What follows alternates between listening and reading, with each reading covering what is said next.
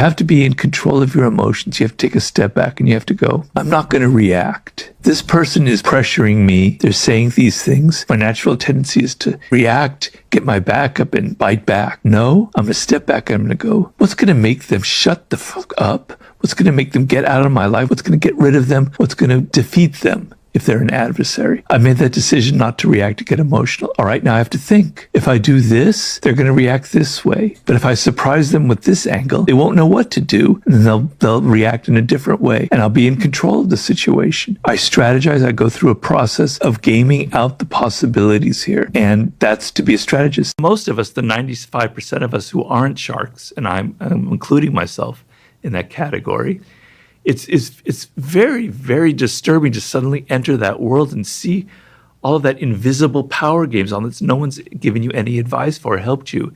And so take it out of the realm of it's just about trying to dominate the world and manipulate and exploit and abuse.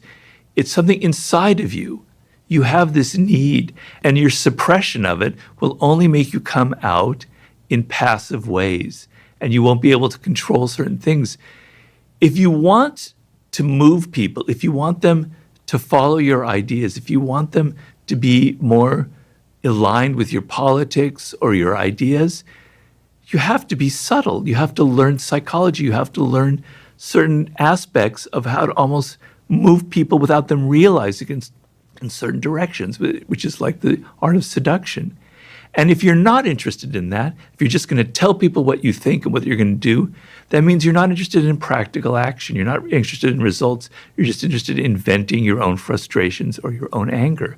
So learning the subtle little dynamics of power is extremely essential because we're a social animal. It doesn't mean that you're going to get dirty, that you're going to suddenly go out there and manipulate the hell out of people. Most of the 48 laws of power is about defense.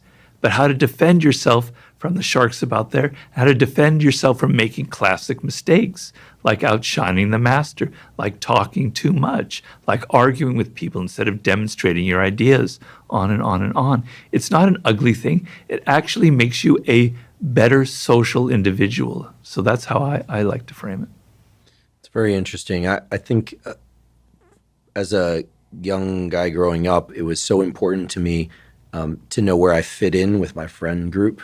And I didn't think of it so much as a hierarchy, nor when I was in my academic studies did I think of it as a hierarchy, even though it clearly was, right? So much as the goal was to figure out where was my unique slot that I could do the most good for myself and others. Right. You know, kind of finding my spot. I don't want to say on a shelf because it gives an image of something vertical, but you know, let's make it lateral, lateral arrangement of different people with different strengths, different life purposes, trying to figure them out. You know, where should I be in order to express that and also feel connected to others? And in order to do that, I realize now, based on your answer, I did have to figure out, who's trying to have power over, who's pretending that they don't want power, but is actually exerting power, these sorts of things. And there's an incredible peace that comes from knowing that one is in the correct place, both profession, interpersonally, in relation to oneself, but also in the context of one's peer group. It's kind of knowing, this is where I belong. Because trying to gain power when one is trying to move to a position that isn't right for them or in a way that isn't right for them just seems so energetically costly. Yeah. Seems like a waste of a life, frankly. Right. Trying to gather resources simply to have them, to give the illusion of power, but then being afraid of losing them just sounds like a recipe for misery, as you pointed out. Yeah. Whereas figuring out where am I most powerful in the benevolent sense of the word, that seems like a good pursuit. Well, it's connecting up to mastery again and finding your life's purpose. I knew when I was young that I couldn't exert physical power because I was a skinny little runt, and I wasn't bullied, but people would kind of pick on me, et cetera, et cetera. So I veered towards intellectual pursuits where I could have power. And in the end, you might have been a jock and you might have done well in high school, but look at me now. I'm not saying that it's a beautiful thing, but that's part of human nature, the desire to actually, prove yourself and find that niche that you belong to, so you don't have that kind of that sense of inferiority, which Alfred Adler, the psychologist, describes very eloquently. So a lot of it is kind of compensating when you're a child for things that are your weaknesses and finding what you're so good at that you do have that power and people can't bully you, right? And you're like now a famous neuroscientist, whereas they're like, who knows what they're doing kind of thing. So power definitely is connected in some way to that inner sense of what you were meant to do. And you feel it with the ease and the connection that comes from it, right? So I can honestly say that my dislike of working for other people and office politics and egos, I now have an existence where I don't have to deal with any of that. And I'm so blessed, and I wake up every morning and I pray to God, thank God I found this, because it's the perfect lifestyle for me. And can be accurately described as an intellectual beast. So it's which is like a compliment, right? We hear the word beast and we think a ferocious beast trying to harm others. But I'm happy being a beast. Yeah, and so I think finding where we can be a beast, and for some people that's painting or gardening or whatever it might be. I think is again ties back to these issues of or this quest for mastery. Seduction is also a very loaded word, right? It's even more uglier than power. Because seduction kind of drips with the idea that somebody is tricking someone else into doing something that they otherwise would not want to do. But seduction is both our propensity to do it and to have it done to us is hardwired into our nervous system and has a lot to do with the hypothalamus and a bunch of other areas that I won't bore us with the nomenclature. But seduction, to me, implies some sort of exchange. I suppose we could seduce ourselves through denial or convincing ourselves that of something. But more often than not, when we talk about seduction, we're talking about an interaction between two or more people. So what are some of the core principles of seduction? And if you care to play anthropologist a bit and a neuroscientist, I would invite that. Why do you think we have neural circuits in our brain that allow us to seduce and be seduced? Well, I don't know how if I'm being kind of an armchair intellectual here, but my theory is some of it has to go back to social events long in our prehistory, which have to do with taboos. And society was initially kind of organized by a series of taboos, right? Most notably the taboo on incest. And what happened, this is just not my theory, it's the theory of the Malinowski is that I pronounce it, is that the moment a taboo enters the human brain, like you're not supposed to sleep with this woman, the desire arises inside of you to actually sleep with that woman. The sense of no, the sense that this is prohibited, stirs the desire, stirs the contrary impulses in humans. And we can be very, perverse creatures, right? So if you've ever tried to suppress a thought, you'll realize that it keeps coming up. You can't suppress it. Don't think of an elephant, Andrews. Whatever you do, don't think of an elephant. You're thinking of it because you can't help it, right? The idea that you're not supposed to desire this person stirs that actual desire. So I believe the sense of something being taboo and transgressive is the ultimate kind of origin of our desire for seduction. But seduction involves vulnerability. It involves somebody gets inside, somebody gets under our skin, right? And to do that, we have to let them in. So the person being seduced is in some ways to a degree complicit. Because if you just put up a wall and you said, no, I'm not going to be seduced, nothing will happen. But you have a vulnerability. You're letting that person into your psyche, into your inner space. The paradigm for that is early childhood. So Freud talks a lot about this. So I don't know if people still believe in Freud anymore. I certainly do. Okay. Absolutely. But genius of both psychology and physiology. Wrong sure. about a lot of things, did a lot of things he shouldn't have done. Let's acknowledge that. I think everyone would agree that sleeping with your patients and being a cocaine addict, bad ideas. But at the same time, he had an absolute, like near supernatural levels of insight and brilliance into human nature. Did he sleep with his patients? I believe he did. But if I just threw that on him without him doing it, then, forgive me. He certainly had emotional attachments to his patients that he shouldn't have had. I don't know if he slept with them. He very well might have. But his idea was that the child is seduced by the parent. You're in an extremely vulnerable position, right? Your life depends on them. And they're seducing you with their energy. You're letting them in, right? And that kind of creates a pattern for the rest of your life. And so, for instance, the feeling of being carried by your father and just being taken around physically is a form of seduction because you don't know what he's going to do to you. You're very excited. You want that surprise, right? And to me, it's related to the seduction of a story. Stories are very seducing to us. We don't know where they're taking us. We don't know what the next chapter is, what's going to happen to this character or not.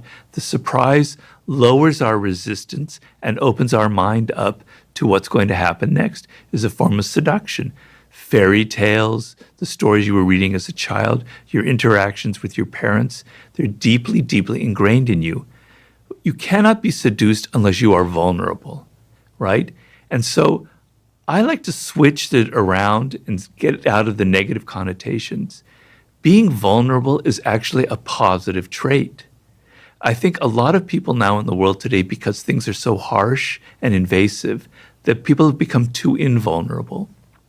They don't want to let anything in, right? And this now infects their relationships with other people. They don't want to be influenced. They want to be strong inside of themselves. They're afraid of giving in to the other person, of surrendering to their influence. But it's actually a delightful feeling to surrender to the power of another person and then reverse that charge and have them surrender to your power. So when I'm reading a writer, and sometimes they completely seduce me, like Friedrich Nietzsche is one of my favorite writers. I let go of everything. I let him enter my brain, and I'm completely seduced. I let him lead me along. But then I encounter writers that I don't like at all. I'll mention one, it's probably not a good thing, but Steven Pinker. I don't like Steven Pinker. I find him really annoying, okay? But I force myself to try and find a way to be seduced by him, to let him into my brain, to see where he's coming from, to open myself to the possibility that he could be correct. So vulnerability, letting people into your mental space, is a form of intelligence. It's a kind of an emotional and an intellectual intelligence. And forgive me for interrupting, but I think it also implies a level of confidence because empathy or allowing oneself to be vulnerable to the point where you're seduced by something, by definition, if you're choosing to do it, implies that you also have the confidence that you can get back to yourself afterward. Of course. Right? That you're not going to get lost Of in the course. circumstances. That you're not going to be hijacked to the point of no return. Right. Or in some way that's detrimental to you. That's right. So it's I'm sounding really nerdy here. It's collinear with confidence in many ways. Sure, like take my mind and take it where you will because I know I can come back at any time. Right, right. And the same thing in a physical seduction, in a romantic sense, right? You're opening yourself up to the charm, to the energy of the other person.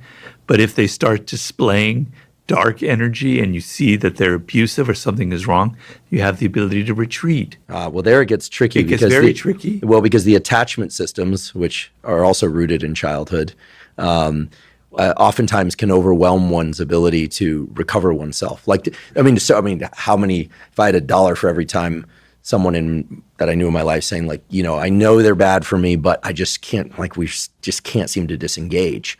Like that, you hear about that all the time. I mean, you see court cases about this that are public, and you just go, why didn't they just walk away from one another? Well, because once those attachment systems are locked in, it almost becomes and here metaphorically speaking, like a parent-child relationship. Like you can't suddenly decide your parents weren't your parents, right, simply because you know better now. Right? You are forever stricken with the reality that they were and they had an influence. And I think that attachment system is a force that tugs pretty hard. Yeah, and a lot of women have written to me since The Art of Seduction, sort of saying that their boyfriend or husband was applying some of these tactics on them, and it was very painful, and they were kind of a little bit angry at me for it. But then they kind of realized that they didn't learn it really from my book. It was already kind of wired in them.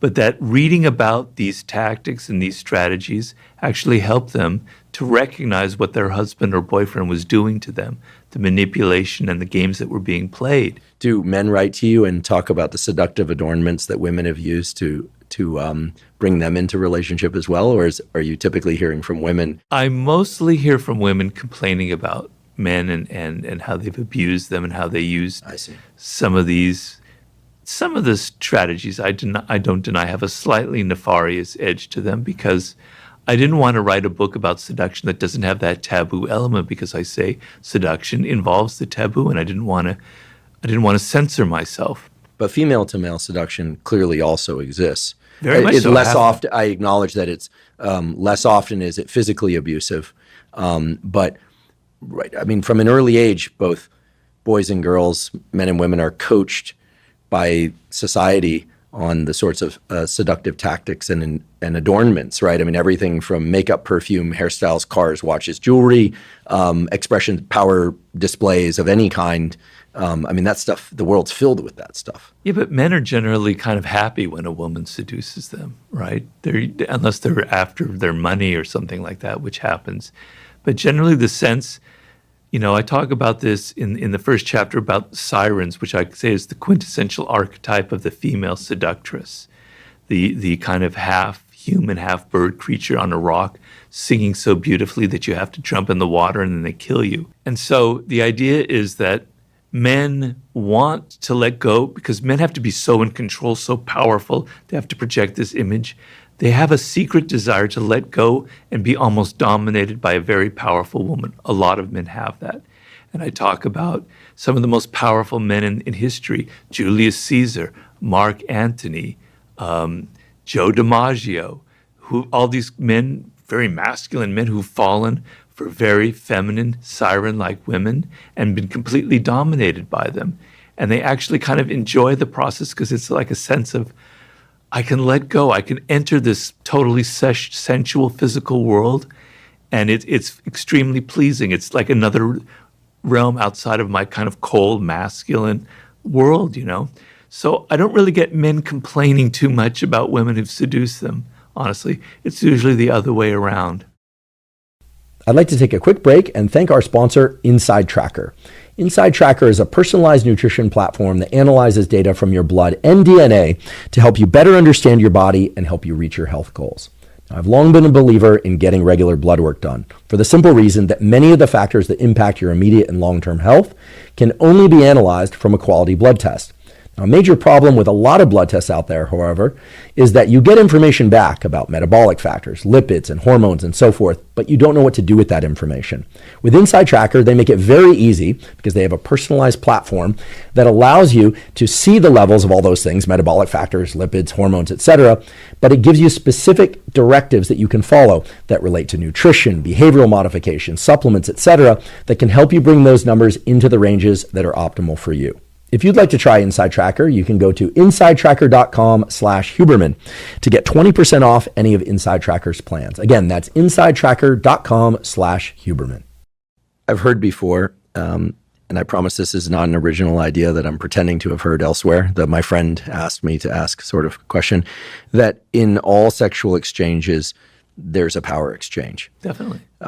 Maybe you could elaborate on that, because as you were describing some of the seductive power dynamics that exist, a phrase that I've heard before came to mind that at first made me chuckle, but then made me think quite deeply about this issue of the relationship between sexual and power dynamics, which is this notion of topping from the bottom. If one is giving someone else the impression that they are more powerful, by virtue of the word giving, they actually hold some power, right? Power can be given or taken, but oftentimes seductive exchanges and sexual exchanges and romantic exchanges in particular are about both people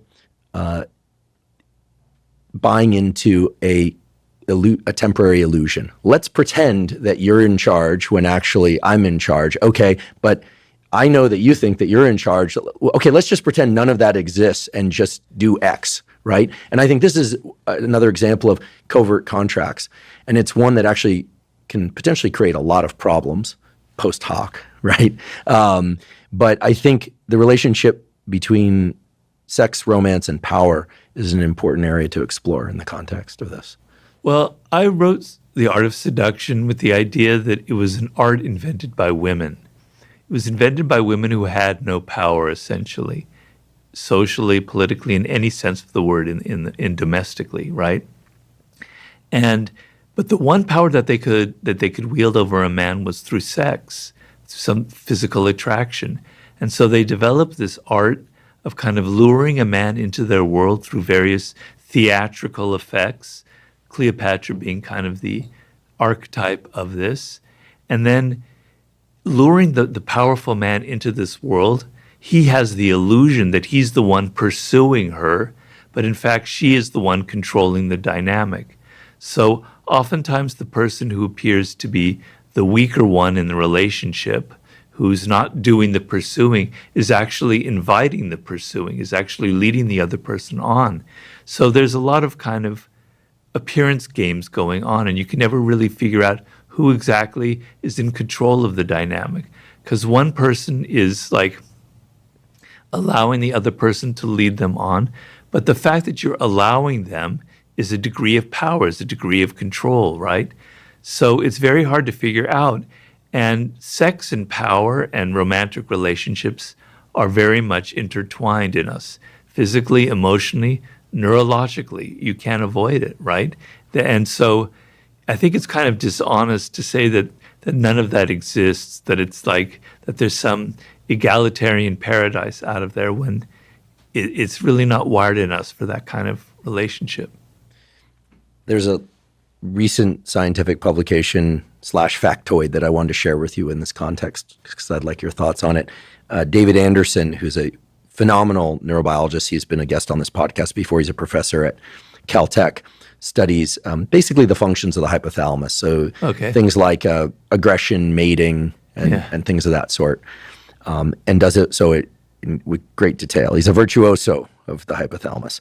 And he published a paper 2 years ago showing that indeed there are neural circuits in the brain of animals and presumably in humans as well that control sexual mounting behavior, but that there is actually a separate circuit for purely non-sexual mounting and physical power over that's expressed in animals. And anyone that's ever owned a dog and gone to the dog park will see same-sex mounting between dogs or mounting between dogs that has apparently no sexual endpoint. Yeah. And in exploring this literature and some talking to David about it, it's very clear that there are neural circuits that have everything to do with essentially one animal of a species getting on top of the other animal, usually from behind, oftentimes scruffing or biting the back of the neck, and saying, I control you. It's often done in a playful context, especially between animals, not always aggressive, but there's a certain element of aggressive to it.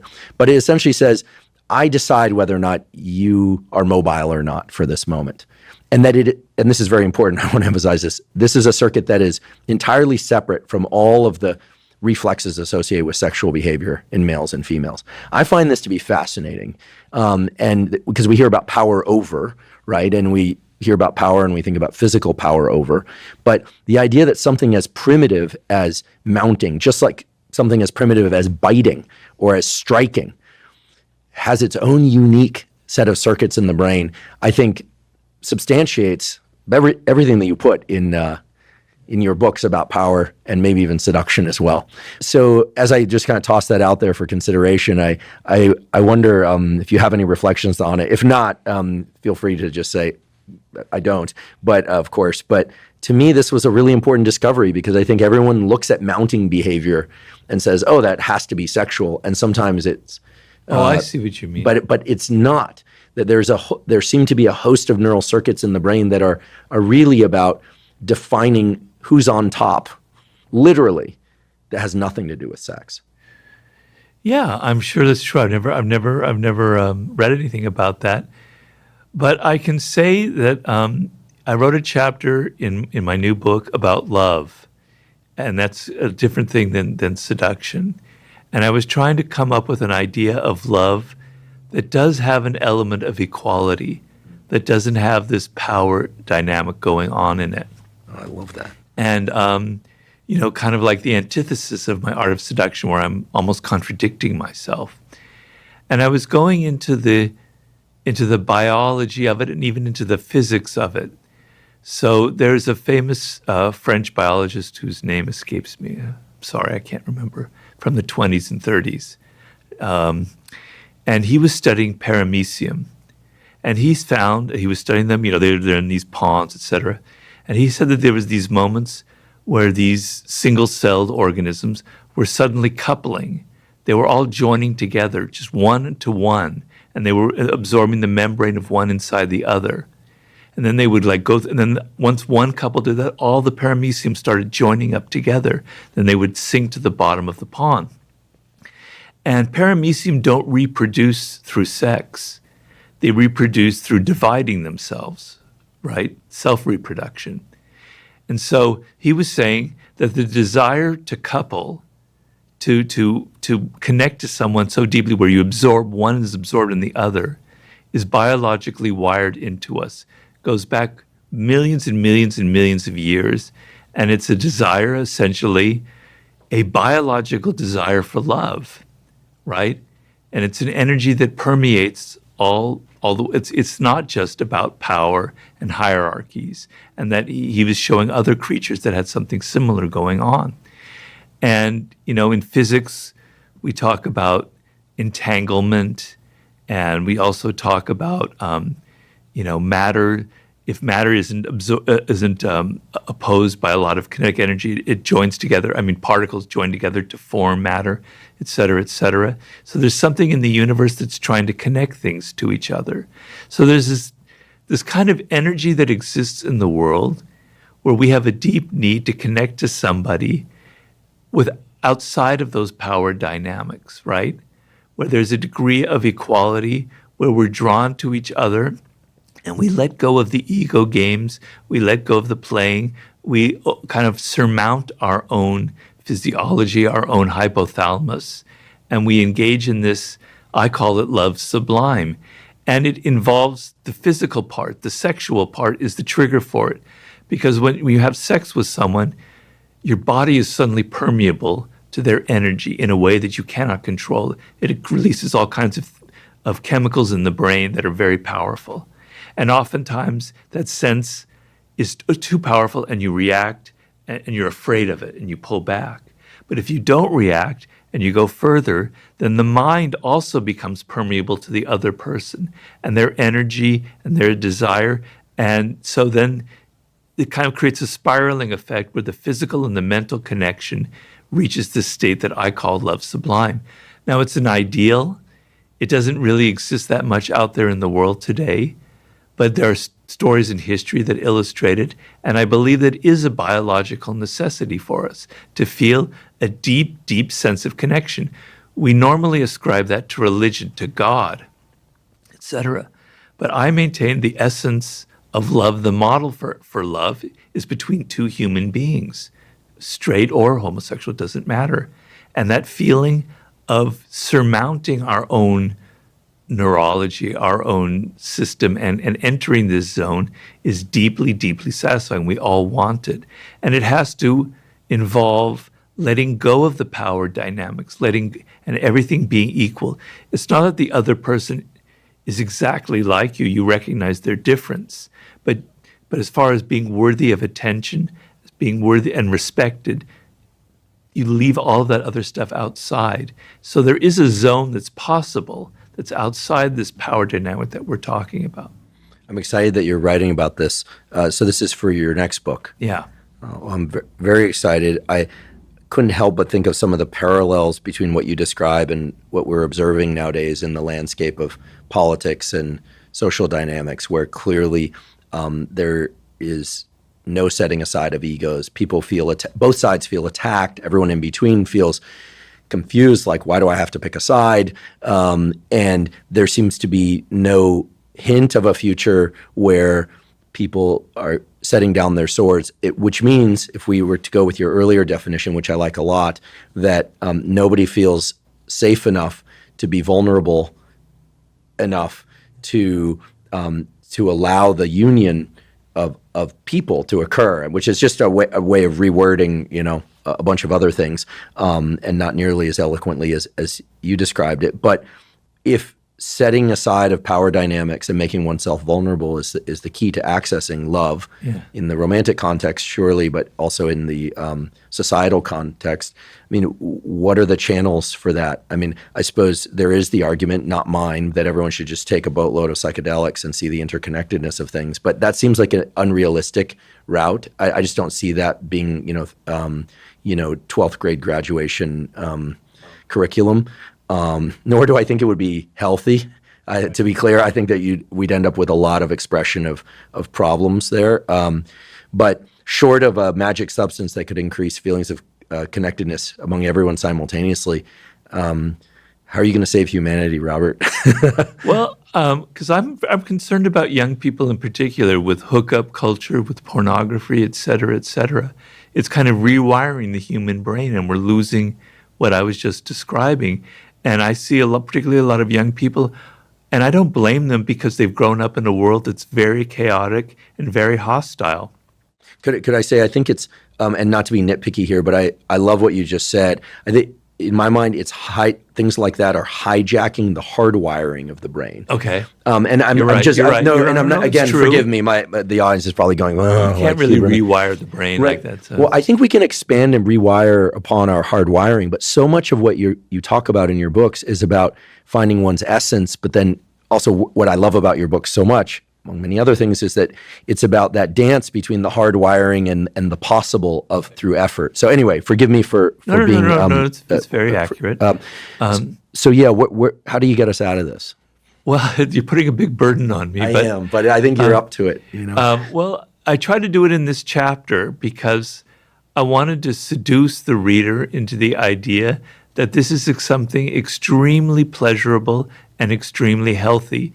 And the feeling of being vulnerable is a very positive attribute that will infect not just your romantic relationships, but will infect you mentally. So creative people are extremely vulnerable. They're extremely vulnerable to ideas. They're extremely vulnerable to the environment. And closing yourself off into your own ego, into yourself. So the chapter is called Escape the Prison of the Ego. And you're kind of trapped inside of yourself and your own thoughts and your own desires. And it's like a prison. It's enclosing you, and you want to escape somehow. And you escape through drugs, you escape through porn, but it doesn't lead to actually escaping. You want to be able to let go of the self and get out of this prison that you're in, right? And so it's a desire that we all have.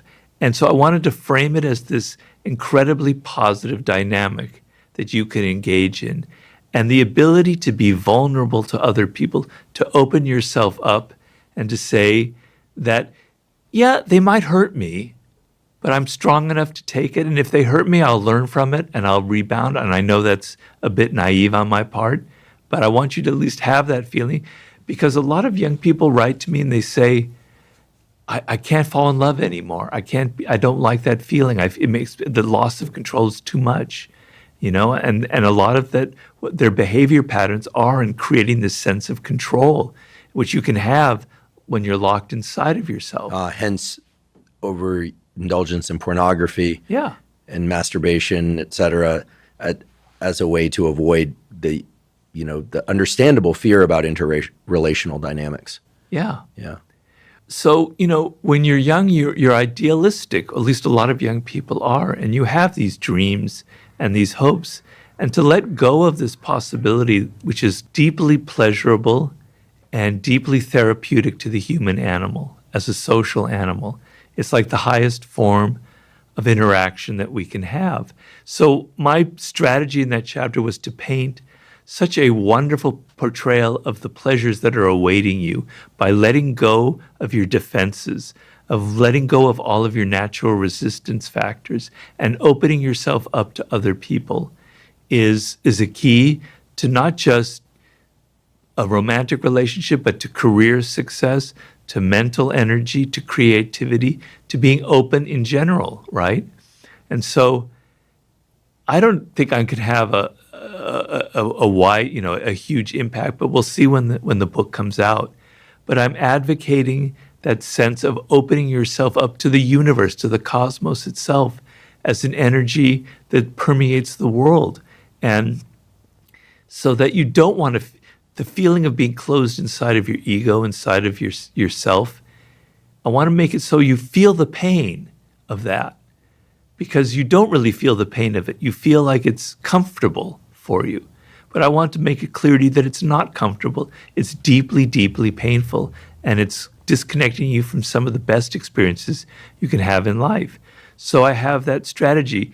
The only other hope I have is in the human spirit itself. So a lot of this is being caused by social media, I believe, right? And the instant and the kind of immediate gratification we can get in so many ways. And my hope is that young people get fed up and get just disgusted with all this disconnection and alienation in their life, and that they hunger from actually something more communal, more interactive, more real, as opposed to virtual. And so that the human spirit can't be completely squashed by technology, etc.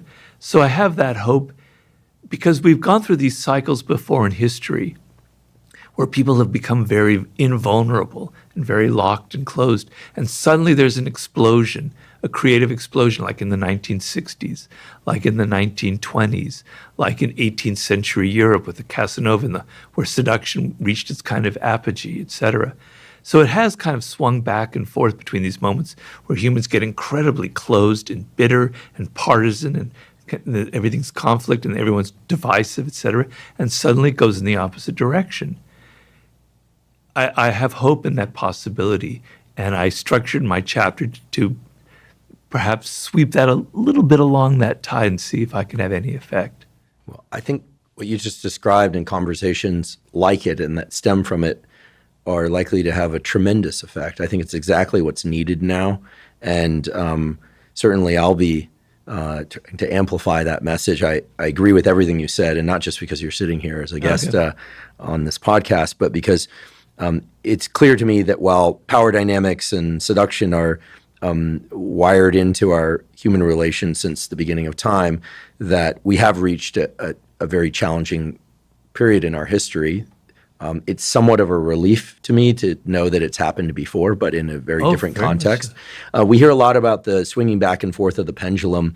Someone, in fact, Peter Attia, online physician's brother, actually said, so we'll credit him. He said, no, it's not a pendulum that swings back and forth. Unfortunately, now it's become a wrecking ball. So it's swinging back and forth and doing damage as it reaches its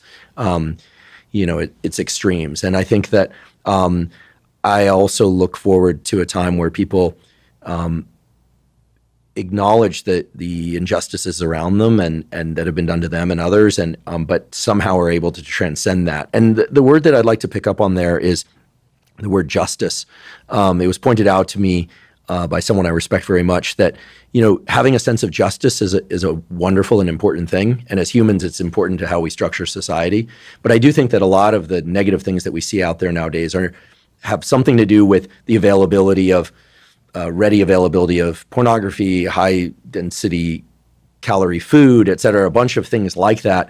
But that one of the issues with social media, because it does have its positive aspects, but one of the negative issues in my mind is that it's a steady flow of examples of injustice. So all day long, you're just seeing things like that piss you off and that piss other people off, and for different reasons. But what was pointed out to me is that one of the key things about a sense of injustice is to be able to determine whether or not there's anything that you should do about it. And I think that everyone now feels a bit hijacked by all the injustices we see, because we feel like, well, we're supposed to do something about it. But it may be that while we can't let every injustice pass, that being bombarded all day long with things that upset us is hijacking our creativity. It's distracting us from our deeper purpose. It's preventing a sense of vulnerability that would lead to a sense of deep love, and on and on. So I don't think it's just about the tantalizing lures of sex, food, and looking at bodies and hearing voices on social media. I think there is some validity to that, but that it's also that there's just ample opportunity to go down the gravitational pull forces of injustice. Like, oh, that's so frustrating. Why are they doing that? I mean, I catch myself doing that, talking to coworkers when I walk in about, did you see this thing? This is crazy. What's going on with it? They're crazy. When, as opposed to thinking about anything else in that moment. And I try and yank myself out of that. But I think that you're not going to do it alone, but I think you will play a major role in saving us from this, because I think because people just need to see themselves through a different lens and realize this is distracting me from who I'm supposed to be. Well, a lot of what modern life should involve is the ability to ignore certain things. So, for instance, I don't know if you know that app Nextdoor. Oh, right. I used to have it, but then I'd see all the packages being stolen off my neighbors' porches in Oakland. And then I started enjoying living in Oakland less. And I love the city of Oakland. It's got its problems. It definitely has its problems. But as an East Bay kid, and went to school out there, and, I have deep love for the East Bay, and it's always had those problems. But when you see stuff being stolen on your phone in the middle of the night when you wake up, it creates a sense that, they're out to get my stuff. Right. It's terrible.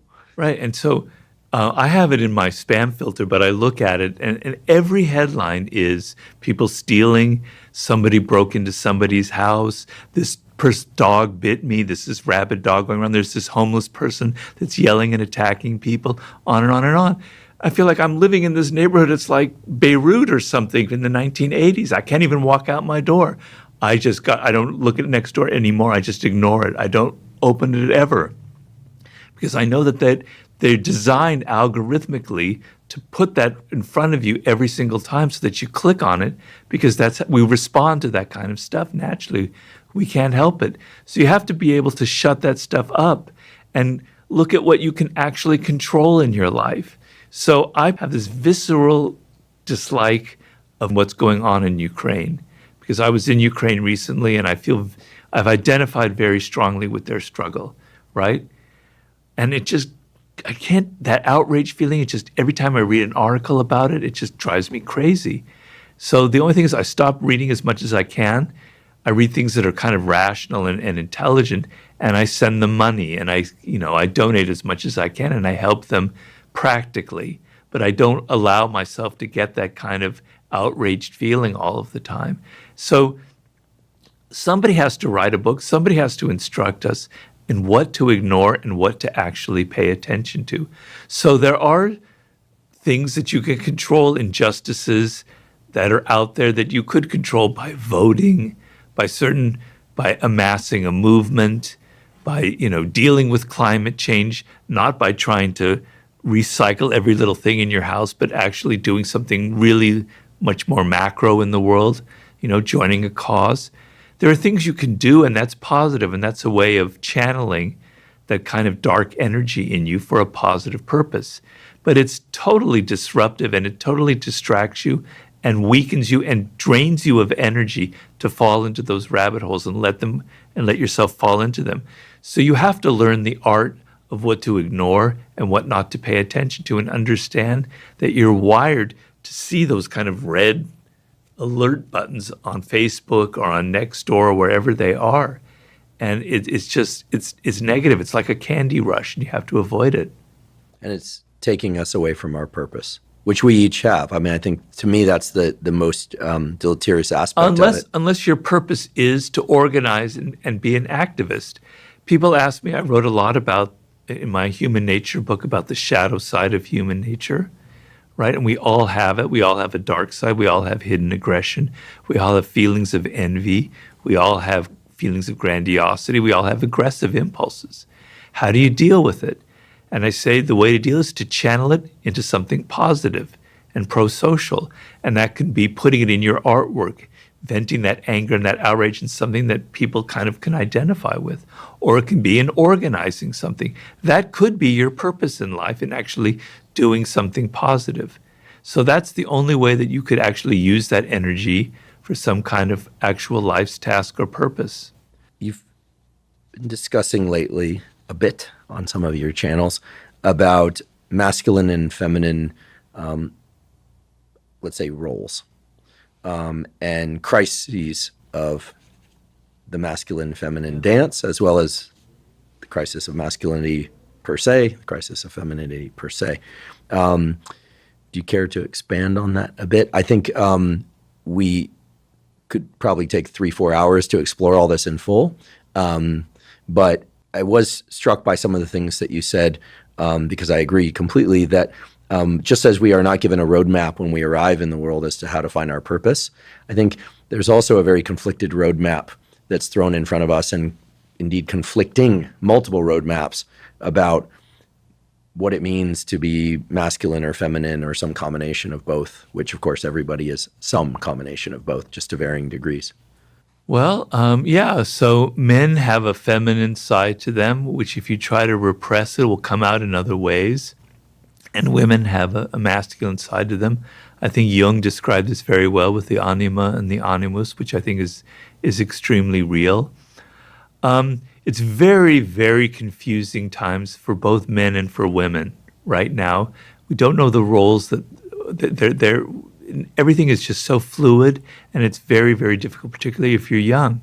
So young women are getting this idea that everything should be equal and that women should have, and of course it's right, should be paid the same and should have the same career opportunities. There should be no prejudice or harassment or anything. But at the same time, on social media, it's all about looking perfect, and looks are incredibly important. And if you're not hot, you're in terrible trouble. And a lot of young girls are extremely confused by this. They're getting mixed signals, right?